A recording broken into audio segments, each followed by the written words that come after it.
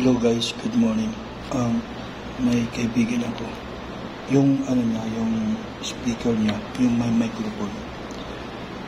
Nasira yung charging port. Ngayon, ginawa ko ng paraan. Nagawan ko naman.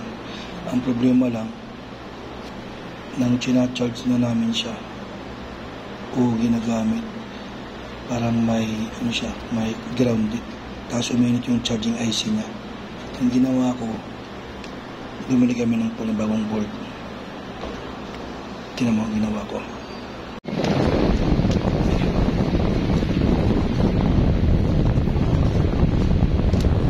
Ayan na siya guys.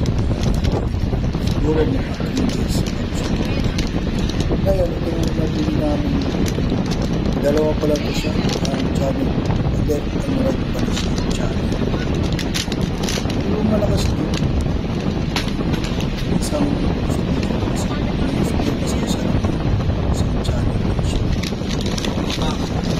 nga pala guys, nabili ko pala itong ampli sa TikTok mismo. TikTok lang. Hindi siya mahirap ikabit. Lang siya, plug and play. Pero isang channel lang dyan ang ginamit namin, yung right lang right. Tinatutog niya. Yung battery niya, dapat dalawa. Yan, dalawa. Ang ginawa ko, inilang ko na lang yung battery niya sa akin. Hindi mo nagbilang isa para kumagal.